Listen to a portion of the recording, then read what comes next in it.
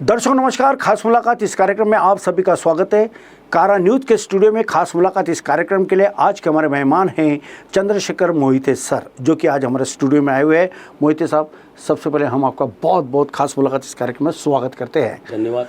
दर्शकों, मैं चंद्रशेखर मोहिते सर के बारे में बता देना चाहता हूं कि संसद सदस्य, रास्ता सुरक्षा समिति के सदस्य है और adviser resilient India road safety Nashik के भी है। इतने नहीं तो tax road safety New Delhi के एडवाइज़र भी है। तो आइए अब हम सीधा रुख करना चाहेंगे चंद्रशेखर मोहिते सर के पास में और उनसे जानना चाहेंगे कि कैसे दुर्घटना होती है, कैसे उन्हें रोका जा सकता है और ब्लैक स्पॉट क्या होता है। आइए तमाम बातों को सीधा रूबरू उन्हीं की तरफ चलते हैं। चंद्रशेखर साहब, पिछले कई वर्षों से आप जो कामकाज कर रहे हो, बेहतरीन आपका कामकाज जारी है। एक ब्लैक स्पॉट, ये जो शब्द प्रयोग बार बार किया जा रहा है, क्या मीनिंग इसका होता है, क्या मतलब है इसका? सबसे पहले मैं कारा न्यूज़ चैनल का धन्यवाद करता हूँ संजय जी, और आपका भी धन्यवाद करता हूँ, और आपका इस चैनल को मैं बधाई देता हूँ और उनका अभिनंदन करता हूँ। सबसे पहले देश के अंदर में 5 लाख लोगों की रोड एक्सीडेंट होते हैं, जिसको अपघात कहते हैं अपन मराठी में, और उसको हिंदी में वाहन दुर्घटना कहते हैं जी। उसके अंदर में 1.5 लाख लोगों की मृत्यु होती है। ये जो मृत्यु है ये कोविड से ज़्यादा है, जैसा कोविड में लोग मरे उससे भी ज़्यादा है, और देश के जो वीर जवान मरते उससे भी ज़्यादा ये एक संख्या है जो 1.5 लाख लोगों की है, हर साल मरते। ये बहुत ही दुर्दैवी बात है। जिसकी घर की जान जाती है उसको पूरा उसका परिवार ही उद्ध्वस्त होता है जी। तो जो उसका रहता है कहने का उसका अपघातग्रस्त लोगों का, और इन्हें बहुत ही इन्हें दुर्दैवी बात होती है। तो जैसा कि ये एक्सीडेंट होते तो उसके लिए मैं उपाय योजना करता हूँ, या उसकी जान ना जाए या एक्सीडेंट ना हो। पहली बात तो एक्सीडेंट होने के बाद मैं क्या कर रहा हूँ वो भी करता हूँ, और दूसरी बात एक्सीडेंट ना हो इसके लिए भी मैं कुछ जो उपाय योजना है वो सरकार के दफ्तर में, जैसे माननीय केंद्रीय सड़क परिवहन मंत्री जी नितिन जी गडकरी जी इस अध्यक्ष है सांसद रास्ता सुरक्षा समिति के, मैं उसका सदस्य हूँ। माननीय नितिन जी गडकरी साहब का एक सपना है अपघात मुक्त भारत, अपघात मुक्त भारत, अपघात मुक्त महाराष्ट्र और अपघात मुक्त नागपुर अपने को करना है, ऐसा उन्होंने संकल्प लिया है। तो माननीय नितिन जी गडकरी ने जो मुझे मार्गदर्शन किए, उस मार्गदर्शन के तत्व के अंदर में अब सबसे पहले अपन नागपुर से शुरुआत करते हैं कि जो अपना नागपुर अपना अपघात मुक्त कैसा करे। बिल्कुल, उसके लिए मैं कुछ उपाय योजना, जैसा मैं ब्लैक स्पॉट करता हूँ। ब्लैक स्पॉट यानी इसकी एक व्याख्या समझ लीजिए, उसको बोलते ब्लैक स्पॉट यानी क्या जी। ब्लैक स्पॉट यानी राष्ट्रीय महामार्ग, राज्य महामार्ग, जिला महामार्ग, उसके अंदर में एक जगह के अंदर एक ही जगह पे 500 मीटर के अंदर जी 3 से 5 लोगों की जो मृत्यु होती है उसे ब्लैक स्पॉट कहते हैं। उसको मराठी में अपघात प्रवण स्थल बोलते हैं जी। वो उस जगह पे इतने लोग मरे तो वो अपने ब्लैक स्पॉट घोषित करते हैं। बिल्कुल, सरकार उसको ब्लैक स्पॉट घोषित करते हैं।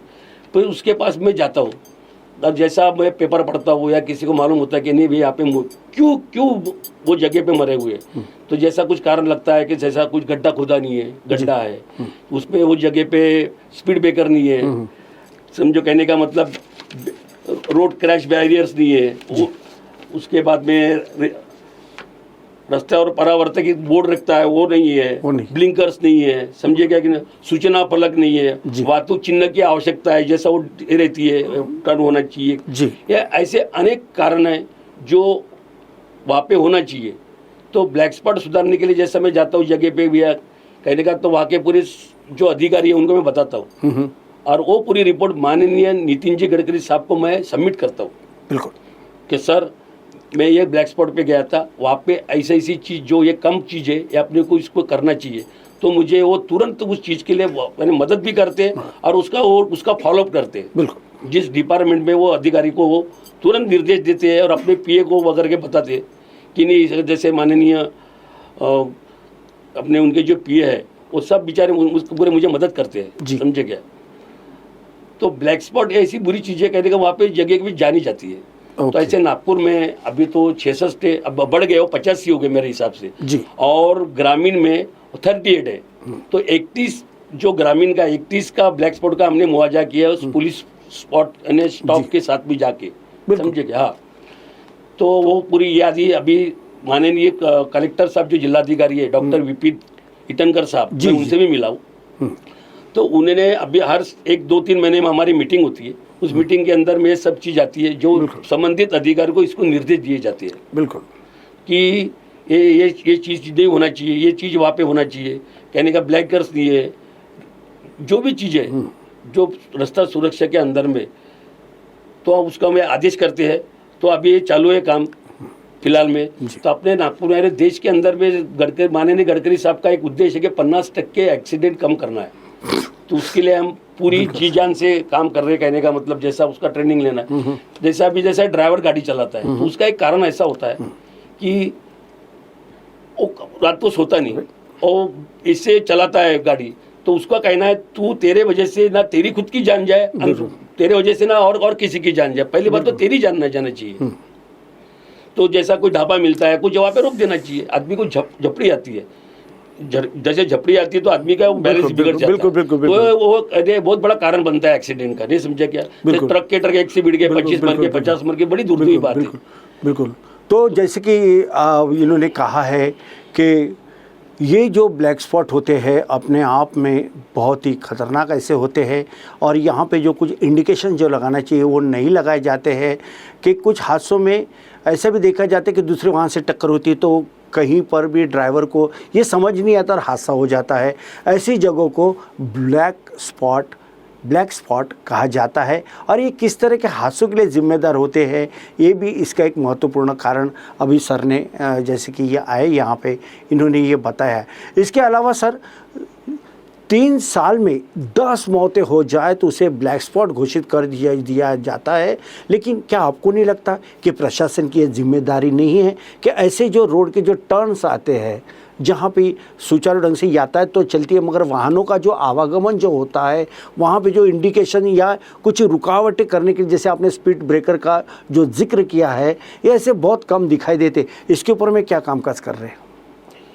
अभी इसके ऊपर कैसा है, जैसा स्पीड ब्रेकर का कुछ रूल्स है, कुछ हाई कोर्ट्स ने उसके बारे में कुछ रिस्ट्रिक्शन दी है, तो रिस्ट्रिक्शन के हाई कोर्ट माननीय उच्च न्यायालय की भी अपने को नियम पालना है, उनका भी आदेश का अपने को मान सम्मान रखना है। बिल्कुल। उसके बावजूद में जैसा अभी कोर्ट के अंदर, जैसा जिला न्यायालय में गए, नई बिल्डिंग का वहाँ पे रबर के स्पीड ब्रेकर लगाए, बहुत अच्छा काम किया उन्होंने वहाँ पे। उससे एक फायदा होता है कि जो गति आती स्पीड से जो आता है तो गति को रोक दिया जाए। सबसे मेन कारण हो, जैसा अभी समृद्धि महामार्ग पे बहुत से लोगों की जान जा रही है, बहुत ज़्यादा की वजह है स्पीड। तो सरकार ने स्पीड दी है, पर इसका मतलब ये नहीं कि स्पीड अपने 100 दिया तो अपन 160 से चलाना चाहिए, तो वो स्पीड को अपने को कवर करना है। अगर स्पीड अगर कंट्रोल हो गई तो कहने का मतलब बहुत कुछ आज से जो है कम होने की चांसेस बनते हैं। तो लोगों, हाँ, जैसा स्पीड गन है जो कर लगाना चाहिए, उसको स्पीड को कहने का मतलब उसका कुछ तो भी उसको कुछ तो भी रोकना चाहिए उस स्पीड को। बिल्कुल। जो स्पीड के अंदर से वो टायर क्या हो जाता है, कुछ 120-130 के स्पीड के बाद में क्या होता है, उछलना शुरू, हाँ उछलना चालू होता है। जैसे अपन फिजिक्स में पढ़े तो कुछ होता है, अनुकंपित कहते हैं ना, ऊपर हो जाती है गाड़ी, ऊपर हो जाती है, और कुछ ज्यादा गर्म होने से टायर फटते, और टायर फटने से वो रोड एक्सीडेंट होता है, बहुत बड़ी बुरी चीज है। बिल्कुल बिल्कुल। जैसे कि समृद्धि महामार्ग मैंने पढ़ाई किया, जी जी, जो क्रैश बैरियर लगाए, हाँ, उसमें क्या किया उन्होंने, गैप्स लगाए। ये महत्व की बात है। बिल्कुल। चैनल के माध्यम से, कारा माध्यम से मैं पूरे जो अधिकारी लोगों है उनसे मैं विनंती करता हूँ, जो आपने जो बैरियर्स लगाए उसमें क्या किए, वो 2-2.5 फुट का ही है। ओके। मेरा कहने का मतलब वो 5 से 5.5 फीट का होना क्यों, और उसके अंदर उन्होंने गैप दिए। जो जानवर आते हैं वो जानवर आड़े आते हैं। बिल्कुल। वो जानवर आड़े होने से क्या होता है, जो स्पीड से जाता है वो जानवर को बचाने के चक्कर में ये ब्रेक मारता है, वो पूरे उसके एक्सीडेंट होते हैं। अगर उसकी जो लेंथ अगर बढ़ा दी तो कहने का मतलब जानवर भी ना है और वो सेफ्टी रहे। तो मेरा कहने का मतलब कारा न्यूज चैनल के इस माध्यम से मैं आपको नम्रता पूर्वक विनंती करता हूँ, जो अधिकारी मेरे ये सुन रहे हैं देखेंगे, बिल्कुल, तो उनको ये महत्व की बात है, उसका जो है रोड क्रैश बैरियर्स उसकी हाइट बढ़ाए और जो गैप है उसका सबसे पहले कम करो। अगर ये ऐसा हुआ तो यकीनन समृद्धि महामार्ग एक बहुत ही अच्छा महामार्ग बना है, जो कम समय में अपने गंतव्य स्थान तक पहुंचने के लिए काफ़ी मददगार साबित हो रहा है। बावजूद उसके कि जिस प्रकार से ये दुर्घटनाएं जो हो रही है एक चिंता का विषय बना हुआ है। और जैसे कि ब्लैक स्पॉट के बारे में आज के हमारे मेहमान चंद्रशेखर मोहिते जी ने जो बताया है, तो दर्शकों मैं आपको बता दूं कि सबसे ज़्यादा ब्लैक स्पॉट महाराष्ट्र में नहीं बल्कि तमिलनाडु में है, पश्चिम बंगाल में है और कर्नाटक में भी है। और सबसे कम अगर इसका रेशो देखा जाए ब्लैक स्पॉट का तो मेघालय आता है, मिजोरम आता है, त्रिपुरा है, मणिपुर है और नागालैंड में भी है। सिर्फ 2016 से 2018 के दौरान ही 79,000 हादसे हुए हैं। इन हादसों में 39,000 से ज़्यादा लोगों की मौत भी हुई है। ये भी काफ़ी एक चिंता का विषय है। आज चंद्रशेखर जी बहुत अच्छी जानकारी ब्लैक स्पॉट क्या होता है इसके बारे में आपने दिया, लेकिन जो रोड सेफ्टी होते हैं उसके जो रूल्स जो होते हैं उसके ऊपर में अमल नहीं किया जाता है।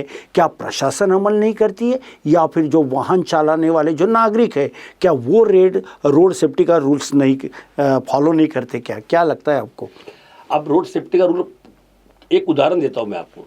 पिछले एक साल होने के बाद को वर्धा से देवरी के बाद में महाराष्ट्र के एक आमदार है आमगांव, उनका एक लड़का था और डॉक्टर थे, 6 डॉक्टरों की वहाँ पे मौत हो गई थी। बिल्कुल एक दुर्दैवी घटना हुई थी, जी जी, खतरनाक। उन्होंने क्या रोड सेफ्टी का वहाँ पे रूल नहीं पाले।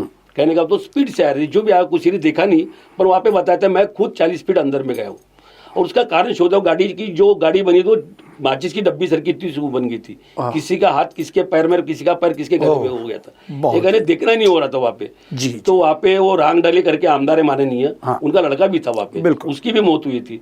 तो मैंने वहाँ पे जाके वहाँ के समझो DIG दोरीजे साहब आए थे, वहाँ के कलेक्टर थे, वहाँ पे समझो कार्टिव अधिकारी थे। सबसे उन्होंने पूछा क्या रोड एक्सीडेंट, सबसे पहले एक रोड इंजीनियर एक कारण है जी, दूसरा ऑटोमोबाइल इंजीनियर है, तीसरा एजुकेशन है, ओके, चौथा एम्प्रूवमेंट है जिसको अतिक्रमण बोलते हैं। बिल्कुल ये जो चीज है ये इसके तरफ ये मेन है रोड एक्सीडेंट का कारण। बिल्कुल इसको अपन अगर उसका फॉलोअप किए, इसका सुधार, जैसा अभी इंजीनियर जो हाईवे रोड बांधते हैं या पुल बांधते हैं तो जब डिजाइन तैयार करती है और जो देती है तो उसमें वहाँ के इंजीनियर और कॉन्ट्रैक्टर का काम है। ये डिजाइन दी है उन्होंने, क्या कहते हैं वहाँ पे 80 फीट का एक बहुत बड़ा, आज आप भी जाके अपने चैनल जाकर पता देख सकते हैं, उन्होंने तो खुला छोड़ दिए, वो गाड़ी टकरा के अंदर घुस गई है।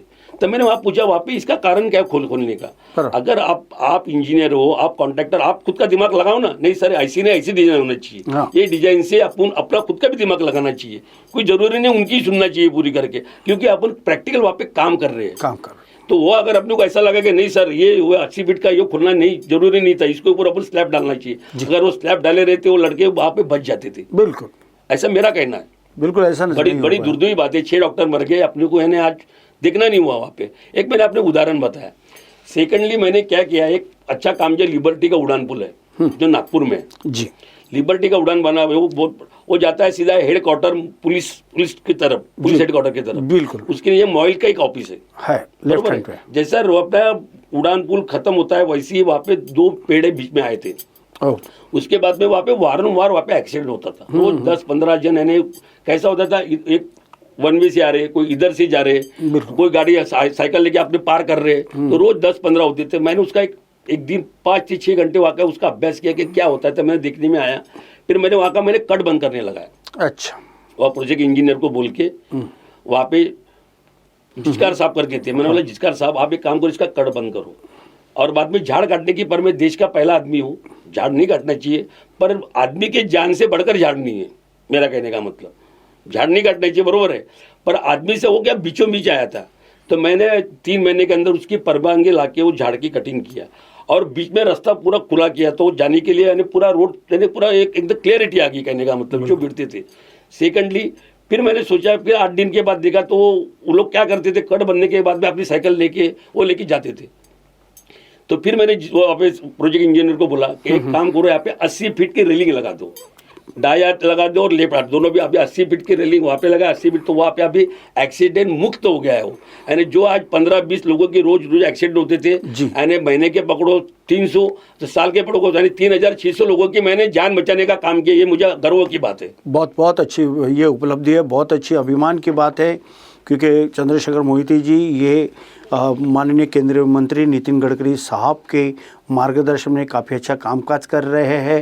रोड और सेफ्टी के रूल्स कैसे अमल में लाया जाए इसके बारे में भी इन्होंने जानकारी दी है। जैसे कि इन्होंने बताया कि वाहन पार्किंग का विशेष ध्यान रखना चाहिए और जो हमारे वाहन जो चलते हैं वे निर्धारित लेन में ही वाहन चलाना चाहिए। ओवरटेक से बनाए दूरी, क्योंकि अक्सर ये देखा जाता है कि हर कोई आगे निकलने की इसमें ओवरटेक करता है और उसी में भी बहुत बड़े एक्सीडेंट होते हैं। और नो एंट्री जहाँ होती है लोग वहीं पे ज़्यादा घुसते हैं, ये भी एक प्रमुख उसका विषय है। और जब लोग बैठते हैं फोर व्हीलर चलाते समय तो कई ऐसे सर वाहन चालक देखे गए हैं, ये भी एक एक्सीडेंट जो दुर्घटनाएं होती है प्रमुख इसकी वजह बताई जाती है कि सीट बेल्ट नहीं लगाते। और जब दो पहिया वाहन चालक जब चलाता है, हाँ, तो मेरा कहने का आपका एक 2 मिनट रुकता संजय जी जैसा हेलमेट का प्रयोग करना चाहिए। सबसे पहले आदमी ने अपना हेलमेट पहनना चाहिए। बिल्कुल, हेलमेट पहनने से एक फायदा होता है, जो ब्रेन की इंजरी होती है वो 70% है उसका मृत्यु का कारण। अगर ब्रेन ही अपना अगर एक हो गया तो डैमेज हो गया तो अपन बने बचने का क्या, वो जिंदा रह के भी कोई काम का आदमी नहीं रहता है। बिल्कुल। तो सबसे बड़े सेफ्टी अपन अपने हेलमेट पहनिए, सील बेल्ट पहनिए। अभी माननीय नितिन जी गडकरी सर ने एयर बैग लगाए। हाँ, अभी 6 और 8 एक गाड़ी में मैंडेटरी कर दिए जी। मैंने कहने का मतलब लगाना ही है। अगर अपन सील बेल्ट नहीं लगाए तो एयर बैग खुलती नहीं, तो आपका जान नहीं बचेंगी, आपको वो सेफ्टी नहीं मिलेगा। बिल्कुल। तो आपके कारा न्यूज चैनल के माध्यम से सभी गाड़ी चलाने वाले को, बिल्कुल, 2 व्हीलर चलाने वाले को मैं एक संदेश देता हूँ या नम्रतापूर्वक विनती करता हूँ कि आप गाड़ी चलाते समय 2 व्हीलर चलाने हेलमेट पहनना जरूरी है, एक। बिल्कुल। दूसरी सील बेल्ट लगाना जरूरी है, बाजू वाला बैठा उसने भी सील बेल्ट बजल लगाना जरूरी है। बिल्कुल। तीसरी बात, रेड सिग्नल में गाड़ी ना डालें। बिल्कुल। चौथी बात, वाहन मोबाइल चलाते मोबाइल में बात करते वाहन ना चलाए। बिल्कुल, ये अक्सर देखा जाता है। और संजय जी, 5वीं बात, नशा करके गाड़ी ना चलाए। सबसे महत्वपूर्ण बात। बिल्कुल, नशा करके वाहन नहीं चलाए। चौथी बात, अपन वो जो रूल्स दिए वाहतूक के अगर पाले तो एक्सीडेंट मेरे ख्याल से बहुत कम होंगे। जैसे महाराष्ट्र में अभी 10,800 लोगों की मौत होगी अपनी, बड़ी दूर बात, बहुत दूर की बात है, बहुत दूर की बात है।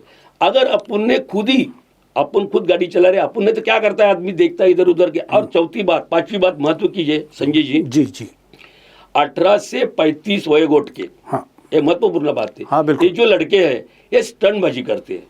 Stunt, yes.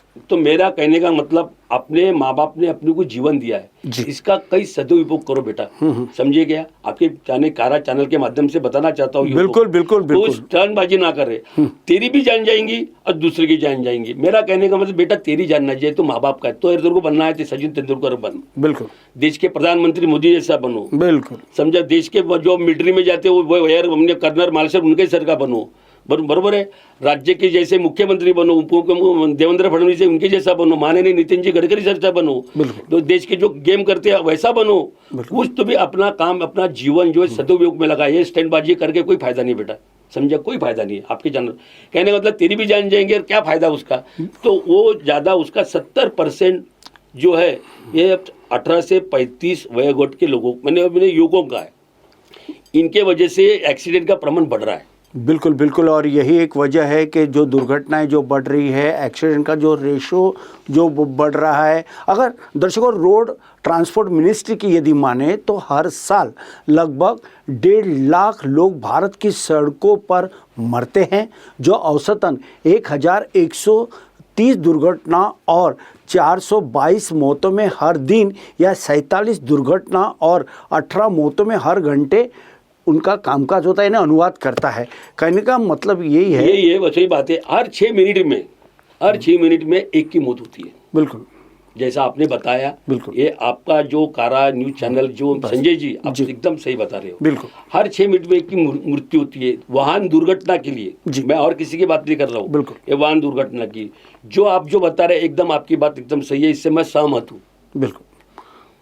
तो हर एक बात ये भी देखने में है कि जैसे कि चंद्रशेखर मोहिते सर ने बताया कि हेलमेट पहनना क्यों ज़रूरी है, क्योंकि अक्सर ये देखा जाता है कि लोग निकलते तो है घर से बड़ी रफ्तार के साथ अपने गंतव्य स्थान पहुंचने के लिए हेलमेट नहीं लगाते, और जिसके चलते आज शहर के अधिकांश अस्पतालों में यदि सबसे ज़्यादा अगर कोई केसेस आ रही है तो वो दुर्घटना के शिकार हुए ऐसे मरीजों के आ रही है, जिनका ब्रेन काम नहीं कर रहा है और इस दुनिया से उन्होंने अलविदा भी कह दिया है। ये मात्र और मात्र हेलमेट के कारण है। 2 पहिया वाहन चलाते समय लोगों को गंभीर चोट आ रही है वो इसलिए कि हेलमेट नहीं पहनने से भी हो रहा है, और सिर में जो चोट लगती है हेलमेट नहीं पहनने से वो इसीलिए होता है। इसलिए हेलमेट लगाना जरूरी है ताकि चोट लगने से वो व्यक्ति बच सकता है। अगर लोग हेलमेट का प्रयोग करने लगेंगे तो उनकी जान की रक्षा भी होगी और सड़क हादसों में होने वाली मौतों में भी कमी आएंगी। चंद्रशेखर जी, मेरा सबसे एक अहम और महत्वपूर्ण सवाल ये है कि यदि हम किसी रास्ते से गुजर रहे हैं, हमारे सामने में यदि कुछ एक्सीडेंट होता है तो अक्सर लोग कोई मदद करने के लिए आगे नहीं आता, क्योंकि उन्हें डर है कि जिस व्यक्ति की मदद हम करेंगे फिर पुलिस की जो है पीछे में पुलिस का कामकाज लग जाएगा, यानी क्या बोलते हैं उसको 3 बार उसका बयान लेने का, उसको बुलाने का। तो लोग इस पचड़े में नहीं पड़ना चाहते। हर कोई अपने को स्वतंत्र रखना चाहता है, उस केस से इन्वॉल्व नहीं करना चाहता है, पुलिस से बचना चाहता है। क्या लगता है आपको कि जख्मी की मदद कैसे सबसे पहले आपकी चैनल के माध्यम से मैं ये बात बताता हूँ, माननीय नितिन जी गडकरी साहब ने ये जो आप जो बता रहे पुलिस, ये पुलिस आपको कोई रुकेंगी नहीं, ये कायदे से काटा दिया है। बिल्कुल, एक पहली बात समझ लो जी। आप किसी की जान बचाता, आपको कोई भी पुलिस वाला ये पूछेगा नहीं और कोई आपका बयान नहीं होगा, कोई कुछ नहीं होगा।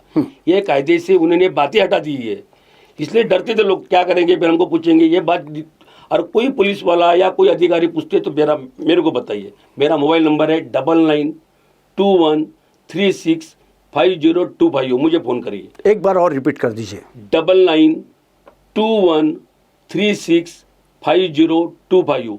अगर आप किसी वाहन दुर्घटना में जो एक्सीडेंट होता है उसकी जान बचाने के लिए जाते, आपको कोई भी पुलिस वाला पूछे नहीं, आपका दायित्व बनता है सबसे पहले उसको जो आजू बाजू का हॉस्पिटल में उसको यानी उसको एडमिट करिए, एडमिट कीजिए। उसका जो है तो जैसा कहने का मतलब ये बहुत अच्छी बात है कि कई लोग देखते हो पड़ा रहता है, नहीं उसको कम से कम उठाओ बेचारे को, उसको पहले वहाँ पे जाके एडमिट करो, डॉक्टर को बताइए कि इसके पहले इसकी ट्रीटमेंट करो।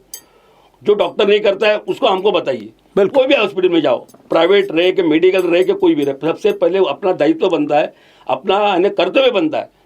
अपने सामने दिखता है तो उसको पहले जाके एडमिट करो। उसके घर में कोई होगा तो उसका कोई आइडेंटिटी होंगी, उसका पॉकेट है, कुछ देखो है, कुछ मिलता है, उसके घर में जाके उसको बताओ, या उसका दोस्त है, मित्र है, उनको जाके उनके रिश्तेदारों को बताओ कि अमुक अमुक व्यक्ति आपका यहाँ पे पड़ा है, हमने उसको एडमिट किए या उसके लिए इलाज चालू है। उसके बाद में लगे तो पुलिस को भी फ़ोन करो आप। आपको कोई भी पुलिस स्टेशन का पुलिस अधिकारी आपको इसके बारे में मदद करेगा, रुकाएगा नहीं। ये मैं आपको आह्वान करता हूँ। बिल्कुल बिल्कुल, जिस प्रकार से मोहिते जी ने जो बताया है कि ऐसी कोई रुकावटें आएंगी नहीं, यदि आपके नज़रों के सामने में कोई एक्सीडेंट होता है तो उसकी मदद कैसे की जाती है, यानी जख्मी की मदद कैसे करें, इसके बारे में काफ़ी अच्छी जानकारी दी है। और चंद्रशेखर मोहिते सर ने ये भी बताया कि उस समय में जो घायल होते हैं, जो हमारे सामने में जो एक्सीडेंट होते हैं, दुर्घटनाओं में शिकार होते हैं, उन सभी घायलों को सबसे पहले प्राथमिक चिकित्सा प्रदान करें। अगर कोई गंभीर रूप से घायल हो या प्रतिक्रिया न दे रहा हो तो उसे तत्काल तुरंत एम्बुलेंस को कॉल करे, पुलिस को सूचित भी करे और पुलिस कंट्रोल रूम को फ़ोन करे और उन्हें स्थिति के बारे में बताए, ताकि वो जो जख्मी जो वहाँ पे जो पड़ा हुआ है उसको अच्छे से उसका निदान हो। इसलिए अस्पताल में पहुँचाना भी बहुत ज़रूरी है। सर, जाते जाते मेरा आखिरी का सवाल ये था कि इस समय में कारा न्यूज़ के लाखों दर्शक आपको गौर से देख भी रहे हैं, सुन भी रहे हैं और काफ़ी अच्छा उन्हें नॉलेज भी आपसे प्राप्त हो रहा है। क्या मार्गदर्शन करना चाहोगे? हाँ, आओ मिलकर बनाए दुर्घटना मुक्त भारत। आओ मिलकर बनाए दुर्घटना मुक्त भारत। सफ़र में कितनी कम हो दूरी, हेलमेट और सीटबेल्ट लगाना है जान के लिए जरूरी। वाहतुकों के नियम का पालन करें और अपनी जान को सुरक्षित रखिए। माननीय नितिन जी गडकरी जी का यही संदेश है, यही संदेश मैं आपको बताना चाहता हूँ। और सब अगर वाहतुक नियम का अगर सबने प्रामाणिकता से पालन अगर करे तो अपघात मुक्त नागपुर, अपघात मुक्त महाराष्ट्र और अपघात मुक्त इंडिया भारत बनने में अपने को कोई भी इसलिए तकलीफ होंगी नहीं। और सबकी जान सुरक्षित रखे, जो दिखता है उसकी जान बचाइए, डॉक्टर को उसको एम्बुलेंस बुलाइए, उसको मदद करिए, उसको पानी पिलाइए, जो उसको परिवार को सूचित करिए। और ये जो है मेरा ऐसा स्लोगन है जो मैं बताना चाहता हूँ आपके टीवी के माध्यम से कि सबने, माननीय नितिन जी गडकरी साहब है, जो मैं ऐसा बैनर से लेके वहाँ पे मैं जन जागृति करता हूँ। बिल्कुल। और एक बताना जरूरी है, स्कूल में बच्चों को 8वीं से लेकर ये स्कूल में एक महत्वपूर्ण बात बताना चाहता हूँ संजय जी, जी जी कि 8वीं क्लास से लेकर ही स्कूल में ये लेसन में आना चाहिए कि वाहतुक नियम के पालन करें। बिल्कुल ज़रूरी है। ये बहुत जरूरी एक चैप्टर आना चाहिए। मैं कहने का मतलब पूरे 8वीं क्लास से तो पूरा ये एक धड़ा ही आना चाहिए, वहाँ पे एक चैप्टर ही आना चाहिए, वाहतुक नियम का कैसा पालन करें, ताकि जो 18 से जो 34 घट के लोग हैं लड़के, इनको समझ में आए कि अपने वाहनों का नियम का कैसा पालन करें। मैं जन जागृति करता हूँ, स्कूल में जाता हूँ, कॉलेज में जाता हूँ, आजू बाजू जो स्कीम रहती है, सोसाइटी रहती है, वहाँ पे जाके बताता हूँ। मैंने कहने का मतलब मैंने अपने व्याख्यान देता हूँ, व्याख्यान करने का मतलब संदेश देता हूँ, मार्गदर्शन करता हूँ कि नहीं, ये चीज़ जो हो रही है मैं निस्वार्थ दिल से करता हूँ। मैं कोई भी किसी को, कोई संस्था को डोनेशन नहीं मांगता हूँ, ना किसी को मांगने की गरज है, और ये काम में कोई गरज नहीं है। अपन अपने प्रामाणिकता से अगर अपन किसी की जान बचाए, एक सबको संदेश देता हूँ, अपने सामने अपने एक किसी की भी वाहन दुर्घटना में जान बचाए, इससे अच्छा पुण्य का काम हो नहीं सकता, ऐसे मुझे लगता है। तो आपको सबको कारा न्यूज़ चैनल के इससे मैं अनुरोध करता हूँ कि वाहन दुर्घटना के लोगों को मदद करें, उनको जो मैंने मिलता है। उसके बाद में एक कोर्ट में एक अपघात मदद केंद्र खुलना चाहिए, जैसे मैं नागपुर के अपने मोटर वाहन दुर्घटना न्यायालय है जी, उसके लिए भी मैंने बहुत कोशिश किया, और मेरे वजह से आज आया हुआ है, बताने की बात रहेगी। बिल्कुल। मैं आज 18-20 साल से वहाँ पे मैंने कोशिश किया है, MACT बोलती है उसको।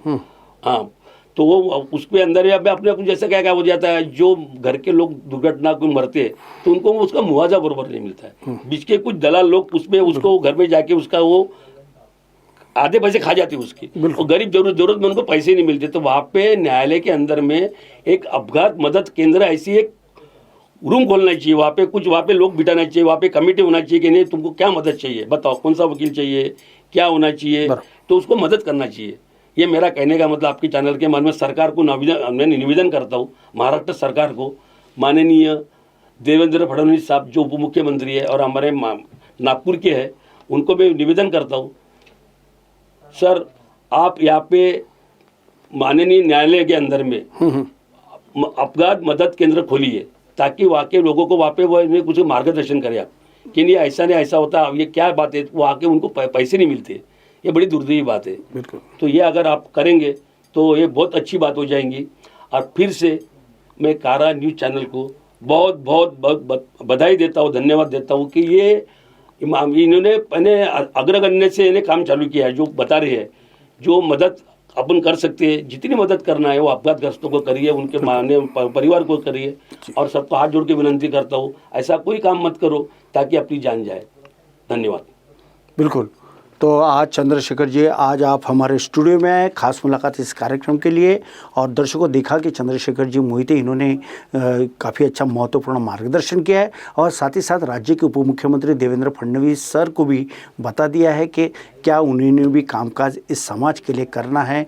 सर आज आप आए और आपका जो कीमती समय आज खास मुलाकात इस कार्यक्रम के माध्यम से देकर जनता को, जो आज कारा न्यूज़ के लाखों दर्शकों को जो आज आपने एक जन जागृति का कामकाज किया है, उसीलिए मैं फिर से एक बार आपका बहुत बहुत स्वागत भी करता हूँ और बहुत बहुत आभारी भी हूँ। नमस्कार। तो दर्शकों, आप थे चंद्रशेखर मोहिते जो कि आज स्टूडियो में आए थे, जिन्होंने सड़क दुर्घटनाओं के बारे में और उसके उपाय के बारे में, कैसे अमल किया जाता है और किस प्रकार से कामकाज हो, इसके बारे में काफ़ी अच्छी जानकारी दी। अगले बार खास मुलाकात इस कार्यक्रम में फिर मिलेंगे एक नए मेहमान के साथ, एक नए विषय को लेकर। तब तक दीजिए संजय मीरे को इजाज़त। आप देखते रहिए आपका अपना पसंदीदा न्यूज़ चैनल कारा न्यूज़ नागपुर। नमस्कार। नमस्कार सर।